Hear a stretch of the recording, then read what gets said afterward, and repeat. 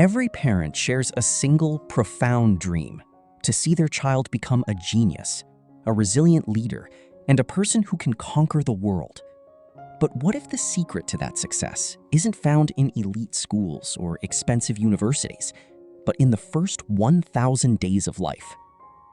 Scientific research confirms that a staggering 80% of a human brain is developed by the age of 3. This is where the invisible divide begins. While Western parents are often focused on maximizing a child's immediate comfort and self-esteem, the Chinese model is quietly building brain architecture and grit. Today, we are stripping away the bias to look at the cold, hard facts of why Chinese babies are built differently and what Western parents can learn from this high-stakes developmental window.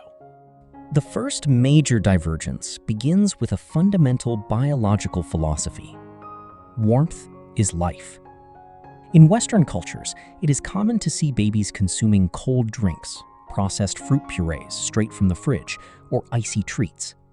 We view this as modern convenience, but traditional Chinese wisdom, now backed by the study of the gut-brain axis, suggests that a baby's digestive system is incredibly fragile.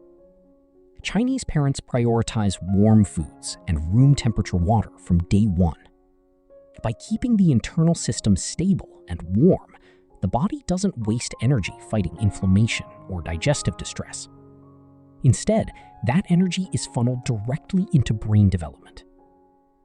While Western parents are often caught in a cycle of managing colic, allergies, and sleep issues, Chinese babies are often more internally settled, allowing their minds to focus on the world around them. When we look at mental stimulation, the contrast becomes even sharper.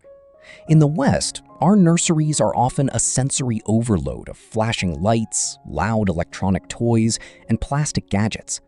We believe that more toys equal more intelligence, but science calls this overstimulation. When a baby is bombarded with too many choices, their selective attention breaks. They become consumers of entertainment rather than creators of logic. In contrast, the Chinese approach focuses on deep engagement. By the age of 2, many Chinese toddlers are introduced to pattern recognition through simple wooden blocks or an abacus. These tools aren't just toys, they are instruments that activate spatial intelligence and mathematical logic. The West entertains its children, but China engages them. This is why by the time they reach a classroom, a Western child may struggle to sit still without a screen, while a Chinese child has already been wired to find patterns in the chaos. Perhaps the most controversial difference lies in the concept of emotional resilience, or grit. In the West, the rise of gentle parenting has inadvertently led many to protect children from every possible discomfort. If a baby falls, we rush to scoop them up. If they show a hint of frustration, we immediately provide a distraction or a toy. By removing every obstacle, we are effectively weakening the frontal lobe, the part of the brain responsible for emotional regulation. In the Chinese model, the falling lesson is vital. A child is allowed to fall, and they are encouraged to get up on their own.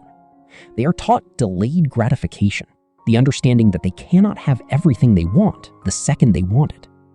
Science tells us that children who learn to handle minor frustrations in infancy have a significantly higher IQ and success rate in adulthood. We are building safe spaces in the West, but they are building strong humans. Even the air they breathe and the sounds they hear are part of the strategy. Mandarin is a tonal language, meaning a single sound can have 4 different meanings depending on the pitch. Learning this as a baby requires the brain to use both the left and right hemispheres simultaneously. It is a constant high-level workout for auditory processing that Western languages simply do not provide. Furthermore, the Chinese household operates on a rigid rhythm of sleep and nutrition. While Western parents often negotiate with a toddler over bedtime or meal choices, Chinese parents establish a biological clock that is never questioned.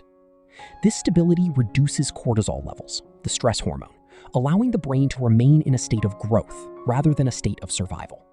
This comparison isn't about proving one culture is better than the other, but about holding up a mirror to our own habits.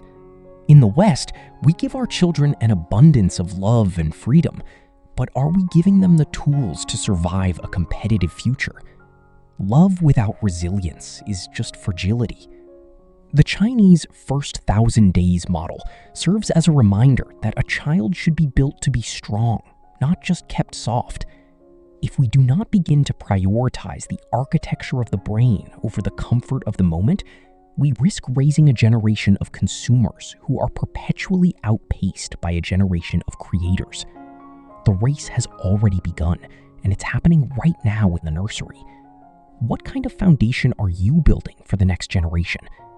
Let us know your thoughts in the comments.